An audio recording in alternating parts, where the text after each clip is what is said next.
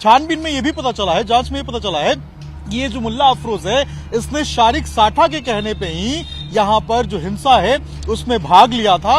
यानी कि कहीं ना कहीं जो शारिक साठा, जो कि बताया जा रहा है कि अभी दुबई में मौजूद है और डी कंपनी का बहुत खास है और दीपा सराय का वो रहने वाला था। एक मुल्ला अफरोज जो कि थाना नखासा क्षेत्र का रहने वाला, उसे गिरफ्तार किया गया है। उसके द्वारा इन दोनों की हत्याकारी की गई थी। जब पुलिस पार्टी अपने बचाव में गैस गन से गोले छोड़ रही थी, उसी समय इसके द्वारा और इसके साथियों द्वारा पुलिस पार्टी पर फायरिंग की गई और अफरा तफरी में इन दोनों को भी गोली लगी, जिससे उनकी मृत्यु कारित हो गई थी। आला कत्ल से गिरफ्तार किया गया है। यह शारिक साठा गैंग का सदस्य है और प्रभावी रूप से अपने साथियों के साथ काम करता है और वाहन तस्करी और शस्त्र तस्करी के भी मामले इसके पाए गए हैं। पूर्व में यह जेल जा चुका है। 24 नवंबर को संभल में जिस तरीके से हिंसा हुई, उसके बाद पुलिस ने ताबड़तोड़ एक्शन करके जो आरोपी हैं उनको गिरफ्तार करना शुरू किया। अब इस मामले में एक नया आरोपी गिरफ्तार हुआ है। इसका नाम है मुल्ला अफरोज। दरअसल मुल्ला अफरोज की कहानी शारिक साठा से जुड़ती है। शारिक साठा जो कि इंटरनेशनल गैंगस्टर भी है, ऑटो लिफ्टर भी है और ये दाऊद इब्राहिम जो डी कंपनी है उसका बेहद खास बताया जाता है। दरअसल 24 नवंबर को जब हिंसा हुई तो उसमें 4 लोगों की मौत हो गई और ये कहानी पता चला है कि ये जो मुल्ला अफरोज है, ये दरअसल शारिक साठा के इशारे पर वहां पर मौजूद था और इसने वहां पर पुलिस पर जो निशाना करके फायरिंग करनी चाहिए, लेकिन जब पुलिस ने पीछे रिटेलिएट किया तो ये फायर जो है वो दूसरों को लग गई। यानी कि वहां पर जो बिलाल मौजूद थे उनको गोली लग गई, अयान को गोली लग गई और वहां उनकी मौत हो गई। अब जब उनके परिवार वालों ने इस पूरे मामले में तहरीर दी, शिकायत की थी, मुकदमा दर्ज कराया था, पुलिस ने जांच की थी, तब अब जाके जो मुल्ला अफरोज है इसकी गिरफ्तारी हुई है। ये 40 वर्ष का है और बताया जाता है कि शारिक साठा का बेहद करीबी है। छानबीन में ये भी पता चला है, जांच में ये पता चला है कि ये जो मुल्ला अफरोज है, इसने शारिक साठा के कहने पे ही यहाँ पर जो हिंसा है उसमें भाग लिया था। यानी कि कहीं ना कहीं जो शारिक साठा, जो कि बताया जा रहा है कि अभी दुबई में मौजूद है और डी कंपनी का बहुत खास है और दीपा सराय का वो रहने वाला था, जहां अभी मौजूद है, ये दीपा सराय का इलाका है और यहीं पे शारिक साठा रहता था पहले और अब इसका कनेक्शन जो है शारिक साठा का वो दाऊद कंपनी के साथ बताया जाता है। और ये पता चला है कि उसी शारिक साठा के कहने पर जो मुल्ला जो था उसने वहां पर फायर किया था, वहां पर जो हिंसा है उसको अंजाम दिया था। अब मुल्ला अफरोज को पुलिस ने गिरफ्तार किया है, जांच की जा रही है, लगातार उससे पूछताछ की जा रही है। देखना होगा कि शारिक साठा और मुल्ला अफरोज का और कितने साथी हैं जो इस हिंसा में शामिल थे और वो कब पकड़े जाएंगे। 24 नवंबर को संभल के शाही जामा मस्जिद में जिस वक्त सर्वे चल रहा था, ठीक उसी वक्त शाही जामा मस्जिद के पिछले हिस्से में हिंसा बरवी और ये हिंसा जो है जिस जगह पर हम मौजूद हैं, ये शाही जामा मस्जिद के ठीक पीछे का हिस्सा है और जब सुबह में यहाँ पर सर्वे चल रहा था उसी वक्त यहाँ पर जो भीड़ है वो यहाँ पर इकट्ठी हो गई थी और उसके बाद यहाँ पर जो हिंसा है वो देखने को मिली थी। पत्थरबाजी हुई थी, आगजनी की गई थी, गाड़ियों में आग लगाया गया था, यहाँ तक कि जो आसपास के सीसीटीवी कैमरे थे उन सबको तोड़ दिया गया था और यहाँ पर गोली भी चलाई गई थी। यहाँ पर जो उपद्रवी थे उनकी कोशिश थी निशाना लगाकर पुलिस के ऊपर फायर करना, लेकिन जैसे ही पुलिस ने लोगों को पीछे ठेलना शुरू किया था, जो फायर है वो मिसलीड हो जाती है और 2 लोगों को लग जाती है।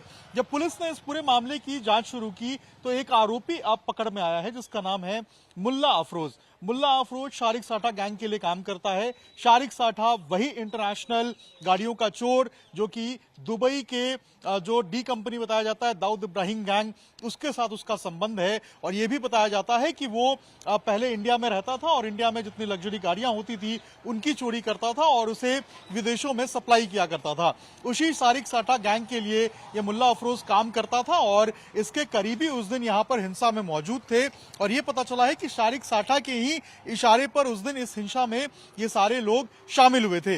जब ये पूरी हिंसा हुई थी, पुलिस ने अलग अलग एंगल से जांच करना शुरू किया था और जांच में ये नाम निकल के सामने आया था। सीसीटीवी की मदद से जब इन आरोपियों की पहचान की गई थी, शिनाख्त की गई थी, तो मुल्ला अफरोज भी उस पूरे शिनाख्त में निकल के सामने आया था।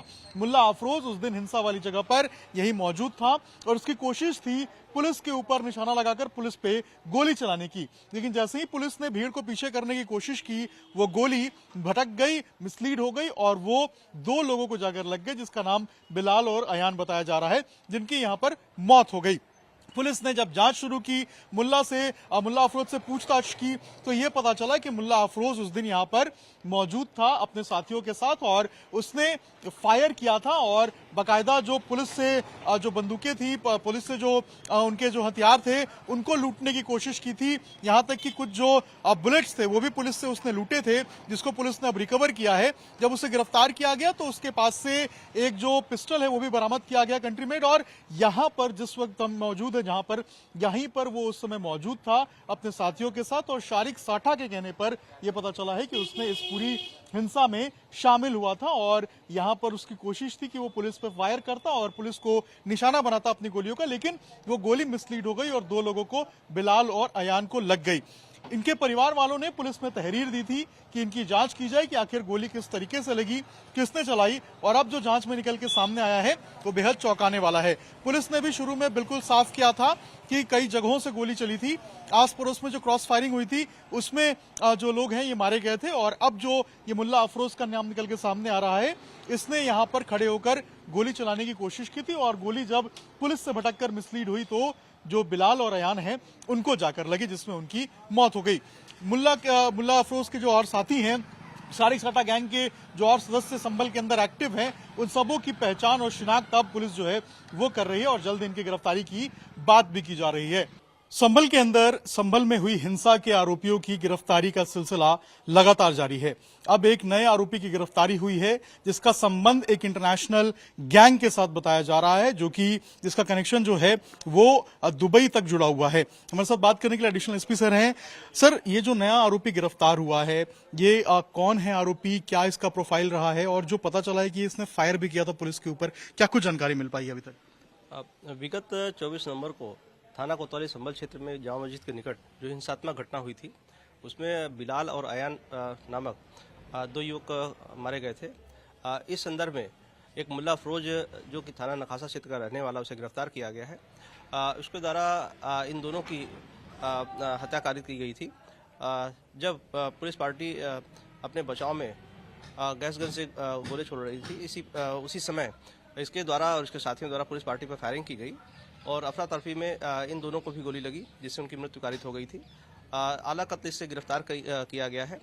यह शारिक साठा गैंग का सदस्य है और प्रभावी रूप से अपने साथियों के साथ काम करता है और वाहन तस्करी और शस्त्र तस्करी के भी मामले इसके पाए गए हैं। पूर्व में यह जेल जा चुका है और अभी पूछताछ के आधार पर और PCR के लिया जाएगा और अग्रिम विधि कार्रवाई सुनिश्चित की जाएगी। सर, तो क्या ये जो मुल्ला अफरोज है, इसने पुलिस पे फायर किया था और उस फायरिंग में अयान और बिलाल को गोली लगी, ये पूरा इंसिडेंट था? क्या इसने जानकारी दी, कैसे इसने फायर किया, कैसे मारा? अभी तक यह स्पष्ट हुआ है कि पुलिस पार्टी पर जानलेवा इसके द्वारा हमला किया गया था और साथ ही एक प्लान के तहत भी इसके द्वारा गोली चलाई गई थी, जिससे कि यह काफी बड़ा उपद्रव हो सके और यह अपने उसमें सफल हो सके, जिससे यह आगे भी उपद्रव फैल जाए और यह और इसके साथी आगे अपने जो नाजायज काम है वह आसानी से कर सके। ये शारिक साठा का भी कनेक्शन इसमें निकल के सामने आया है। ये पता चला है कि ये शारिक साठा गैंग का मेंबर था। क्या शारिक साठा गैंग के और भी लोग इस हिंसा में शामिल थे? अब तक क्या जानकारी मिल पाई है? इसके कुछ साथियों के भी और भी शामिल होने के साक्ष्य प्राप्त हुए हैं।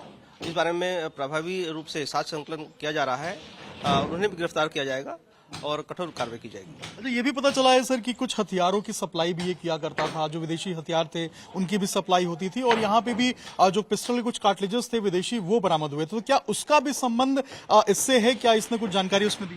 बिल्कुल जानकारी प्राप्त हुई है और साक्ष्य संकलन किया जा रहा है और जो विदेशी कार्ट्रिज मिले थे उस बारे में भी जानकारी की गई है। विवेचना इस बारे में की जा रही है और विवेचना के आधार पर आगे कार्रवाई की जाएगी। अच्छा, ये जब पकड़ा गया तो इसके पास से क्या क्या आपने बरामद किया? क्या हथियार भी बरामद किए गए थे? क्या पुलिस से इसने लूटपाट भी की थी? क्या कुछ बरामद की हुई? आला कत्ल के रूप में 32 बोर की पिस्टल और कॉटेज बरामद किए गए हैं और साथ ही ब्लैंक कॉटेज जो कि प्रयोग किए जाते हैं पुलिस द्वारा, वह भी बरामद किए गए। 15 कॉटेज बरामद हुए हैं। इसके साथ ही इसका मोबाइल फोन जब्त किया गया, जिसके आधार पर शासन किया जा रहा है और शीघ्र ही साक्ष्य प्राप्त करके अग्रिम कार्रवाई की जा रही है। बिल्कुल, तो ये एडिशनल एसपी श्रीचंद थे जिनका साफ तौर पे कहना है कि जो पुलिस टीम है उसके ऊपर निशाना करके गोली चलाने की कोशिश की गई थी, लेकिन जब पुलिस ने भीड़ को पीछे करने की कोशिश की तो जो फायर जो किया गया था जो मुल्ला अफरोज है उसके द्वारा, वो बिलाल और अयान को लगी और उसके बाद उनकी मौत हो गई। और ये सुनियोजित साजिश के तहत भी वहां पर गोलीबारी करने को जो है वो तैयार हुआ था और वहां पर पहुंचा था। शारिक साठा गैंग का ये एक्टिव मेंबर है और अब पुलिस और भी जो गैंग मेंबर्स हैं उनकी तलाशी कर रही है। परशुराम के साथ अभिषेक राज, टाइम्स, भारत, संभल।